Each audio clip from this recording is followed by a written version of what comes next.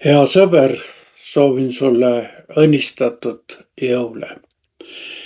Me räägime jõuludest sageli nagu rahu, vaikuse ja kodutunde pühadest. Kuid kuulake, mida ütleb jõuluevangeelium Luuka järgi tegelikult sündmuste kohta, mida tähistame. Seal Luuka evangeeliumi 2. peatükis esimesed 14 salmi. Neil päevil sündis, et keiser Augustus andis käsu kirjutada üles kogu riigi rahvas. See esmakordne üleskirjutus toimus ajal, kui Küreenius oli Süüria maavalitseja ja kõik läksid ennast kirja panema, igaüks oma linna. Nii läks ka Joosep Galiilea maalt Natsaretist üles Juuda maale Taaveti linna, mida hüütakse Betlemmaks, sest oli Taaveti soost ja pärusmaalt, et lasta end üles kirjutada koos Maarjaga, oma kihlatuga, kes oli lapseootel. Aga nende sealoleku aegu said päevad täis ja Maarja pidi sünnitama. Ta tõi ilmale oma esimese poja ning mähkis ta mähkmetesse ja asetas sõime, sest nende jaoks polnud majas kohta. Karjased olid seal paigus õitsil ja valvasid öösel oma karja. Issanda ingel seisatas nende juures ja issanda kirkus säras nende ümber ja nad kartsid üliväga. Aga ingel ütles neile, ärge kartke, sest vaata, ma kuulutan teile suurt rõõmu, mis saab osaks kogu rahvale, et teile on täna sündinud Taaveti linnas päästja, kes on issand Kristus. Ja see on teile tunnustäheks. Te leiate lapsukese mähitud ja sõimes magavad. Äkitselt olid koos ingliga taevased väed Jumalat kiitmas. Au olgu Jumalale kõrges ja maa peal rahu, inimestest hea meel. See on Jumala sõna ja püha evangeelium. Nagu märkasid, ei alga Jeesuse sünnilugu üldsegi rahulikult. See algab hoopis bürokraatia, ebamugavuste ja segadustega. Meile öeldakse, et neil päevil andis keiser Augustus, tema päris nimi oli Octavianus, aga Augustus oli nii-öelda selline pidulik tiitel kui rahutegija, õnnistegija. Ta oli tõesti saavutanud riigis rahu, nii-öelda selle Pax Romana ja andnud rahvastele teatud turvatunde. Aga nüüd ta andis siis käsu teostada rahvaloendus. See käsk pidi tagama rahva parema maksustamise. Riigikassa oli miinustes ja uhked ehitused vajasid uusi ressursse. See keisri ambitsioonikas plaan ja käsk tekitas nii impeeriumi rahvastele kui ka üksikperedele suuri ebamugavusi ja ootamatuid väljakutseid. Ja nii me näemegi seda, kuidas Maarja ja Joosep pidid rännakule asuma. Mõelgem hetkeks, mis on olnud viimasel aastal meie elus sellisteks ootamatusteks väljakutseteks.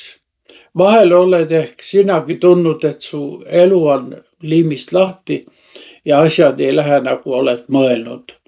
Täna tõdeme, et Jeesus sündis keset samasugust ebamugavust ja segadust.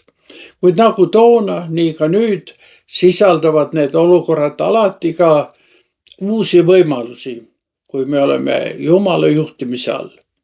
Joosep pidi minema Galiilea maalt Natsaretist Juuda maale, Taaveti linna Betlemma, sest ta oli sealt pärit. Seal asus tema maksustatav kinnisvara ja nii ta täitis oma kohust impeeriumi bürokraatia ees, koos oma kihlatud naise Maarjaga, kes oli lapseootel. See 150 kilomeetri pikkune teekond üle Juuda mäestiku oli tõepoolest vägagi vaevaline. Mõnikord tunneme end nagu väikesed mutrid suures masinas, mis juhindub majandusest, poliitikast ja valitsuse käsulaudadest. Keiser Augustus uskus, et tema ongi Jumalast lägitatu rahvaste õnnistegija. Ta otsis oma au ja rikkust, omamata vähimatki aimu, et Jumal teda ka seejuures kasutab, aga hoopis teisel moel, kui ta ise oleks arvanud.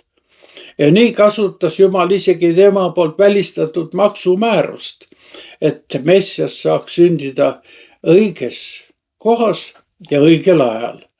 Just nii, nagu prohvet Miika oli kuulutanud. Ja siis see juhtus. Maarja tõi ilmale oma esimese poja ning mähkis ta mähkmetesse ja asetas sõime, sest nende jaoks polnud majas kohta. See sündis Petlemmas sõna-sõnalt leivalinnas. Neil ei olnud seal isegi ööbimispaika. Ja Jeesus sündis kas siis külaliste majas, see oli alumise korruse öömaja, kus hoiti ka loomi või lähedal asuvas laudas. Igal juhul sündis ta väga tagasihoidlikes tingimustes. Mõtle sellele, universumi looja ei pannud oma poja sünniks kinni parimat sviiti. Ta sündis siia maailma kõige tagasihoidlikumates tingimustes. Tingimustes, mis olid nagu märk sellest, mis hiljem Golgata mäel ja ristil toimus. Ta tuli sinna, kus oli puudus ja uksed suletud. Just sellisena on Jeesus elav sõnum meile kõigile, ka kõige alandatumaile. Nagu prohvet Jesaja on öelnud, ta elab kõrges ja pühas paigas, aga ka rõhutute ja vaimult alandike juures, et turgutada nende südameid. Sinu südant ka muidugi. Uus kuningas ei sündinud kusagil Jeruusalemma palees, vaid Petlemma laudas. Ja sõnum selle kuninga sünnist kostis esimesena karjastele väljal. Need lihtsad enamasti harimatud mehed moodustasid toonase ühiskonna ääreala. Ometi olid nad taevas sellel ööl eriliselt privilegeeritud. Me kuulsime, et äkitselt seisis issanda ingel nende kohal ja issanda kirkus säras nende ümber. Ja ingel ütles, ärge kartke, sest vaata, ma kulutan teile suurt rõõmu, mis saab osaks kogu rahvale, et teile on täna sündinud Taaveti linnas päästja, kes on issand Kristus. Olgu siinkohal öeldud, et Jeesusele omistatakse evangeeliumis kõik samad tiitlid, mida kandis ka keiser Octavianus ehk Augustus. Õnnistegija, päästja, rahuvürst, kõik samad tiitlid. See on väljakutse tänastelegi valitsejatele, kelleks nad end iial ka ei peaks. Meie rõõmu põhjus pole siiski maine, vaid taevane. See rõõm ei tulene õiglasest kohtust, õiglasematest seadustest, vaid päästvast sõnumist. Teile on täna Taaveti linnas sündinud päästja, kes on issand Kristus.